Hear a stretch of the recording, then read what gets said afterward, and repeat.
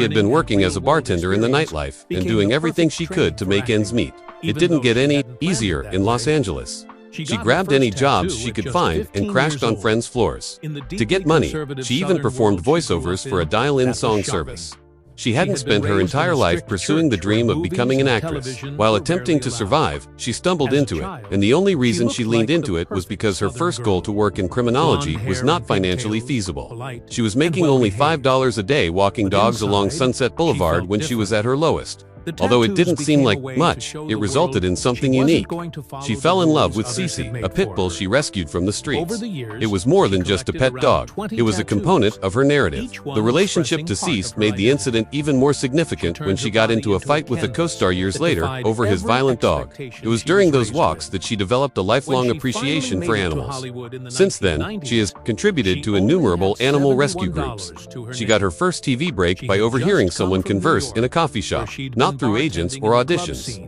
She learned of a casting call for the Drew Carey show as she was seated close by. Because of that one incident, she was cast as Darcy, an extra who appeared in 4 episodes over the course of 2 years. She then started gradually creating her resume. She got roles in television series like Frasier and Murder One, each of which took her one step closer to landing her big break.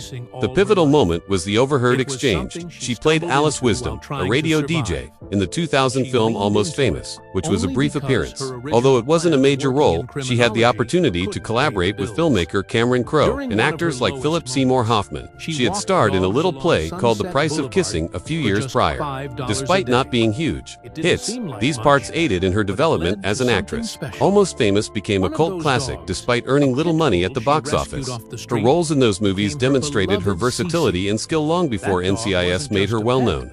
Pauley Perrette entered the audition room in 2003 wearing a simple white t-shirt and loose Levi sneakers. She was naturally blonde and not at all like the gothic persona she would later become famous for. Upon her arrival, however, Don Bellisario is believed to have exclaimed, "That's her." Later, her buddy Kevin Lawson attested that Perrette didn't even have to make a concerted effort. Her fast-talking, friendly demeanor, love of hugs, and caffeine enthusiasm were sufficient. She didn't play the part of Abish. It was inherent to who she was. Her fast-talking warmth, love of hugs, and caffeine-fueled enthusiasm weren't predetermined. Pauley was just being herself, and everything changed at that instant. Abby wasn't just a team member, she became the center of the team. Fans made it apparent, despite the fact that there is no official CBS statistics comparing her popularity to other characters. The audience adored Abby. She swiftly exceeded expectations in her job and became a fan favorite. After realizing the connection, the writers continued to increase her screen time. She has made appearances in every episode since the start of the show. By the time she departed in 2018, that type of run was unique to the cast. More mayhem was created on set by a single tiny stuffed animal than by any actor could ever hope to. It was Bert the Farting Hippo, a plush purple hippo that, when pressed, produced fart noises. A set legend was created from what began as a background prop. The crew and cast battled to keep it. In order to prevent anyone from taking it home, the makers eventually had to lock it away. Bert appeared in episode after episode, providing lighthearted relief, even the most depressing moments. The thing that made Abby famous wasn't goods. This and other oddball details made it unforgettable.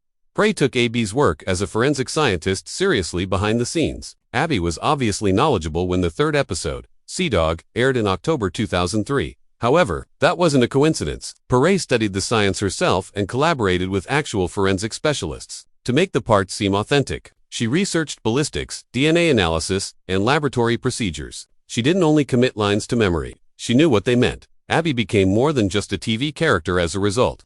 She had the impression that she could go right into an actual NCIS lab and start working. Pauley Perrette's passion extended beyond the part. She gave her all to worthwhile causes.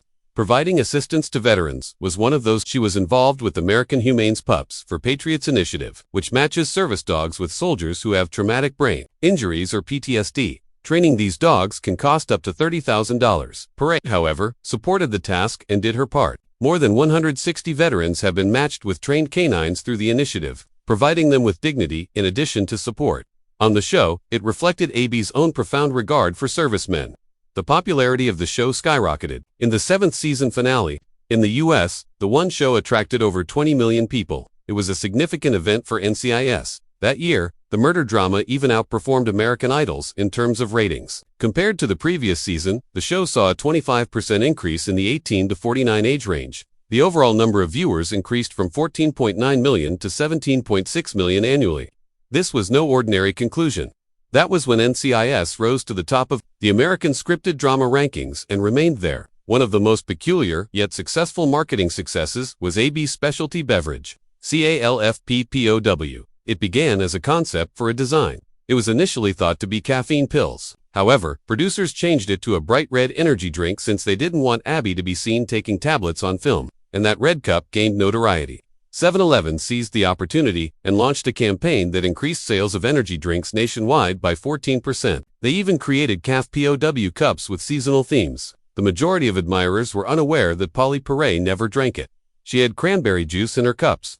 Despite being physically uncomfortable in certain sequences, Perrette never requested a body double. Despite having extreme claustrophobia, she managed to film without assistance in cramped morgue sets. She had to confront those anxieties during a significant hostage situation in the Bête Noire episode. she didn't recoil. She continued. The show labeled it necrophobia even when the set made her feel as though she was having trouble breathing. However, it wasn't about dead bodies to her. The walls closing in was the issue. Nevertheless, she maintained her character for 15 years. Her performance was never compromised by fear. During her tenure on NCIS, Perrette also secretly produced a webcomic. She published a series titled Lab Babel, which focused entirely on AB's laboratory exploits. Under the pen name P, no one recognized her at first. The comic had Bert the Hippo as well as AB's humor and science. Fans eventually figured it out.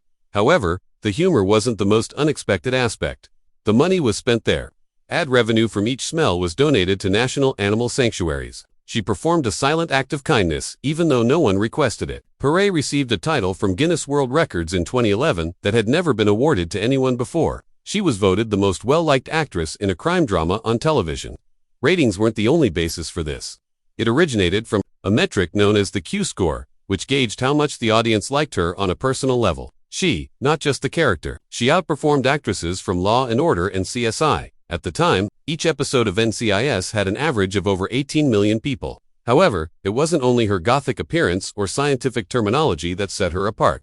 It was the way she evoked empathy. Everything on the NCIS set changed in October 2016. Mark Harmon brought Dave's rescued bulldog, as he had done for years, without any issues. However, something went terribly wrong that day. A crew member had 15 stitches. After being severely bitten by the dog, production was halted for 2 hours due to the severity of the attack. It was more than a brief scare. Both severe bodily and psychological harm resulted from the injury. Later, Harmon's lawyer acknowledged that he had cautioned him about the dangers of bringing the dog back. Nevertheless, Dave came back.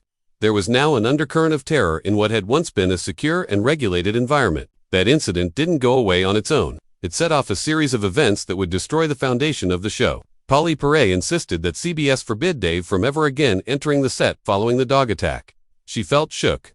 She was incensed. However, when the network allowed the dog to return, in response, she had her season 15 contract amended to include a stringent clause. She would never again appear in the same scene as Harmon after that. It appeared to be a mystery to the fans. They never showed up together on screen. Filming had to be planned around them behind the scenes. Her scenes were filmed with different crews on different days. The system as a whole became more difficult to administer, and production costs increased. They didn't even share a building in her last episode, which was viewed by 15 million people. In order to create the appearance of a relationship when none existed, editors had to meticulously piece the episode together. Pauley then made everything public in June 2019. She tweeted at 6 in the morning, which instantly caused a stir on the internet. She claimed that she had nightmares about Harmon attacking her, and that she was afraid of him. She stated unequivocally that she will never work on NCIS again. She didn't say those things in a private or press interview. They were raw, honest, and straightforward.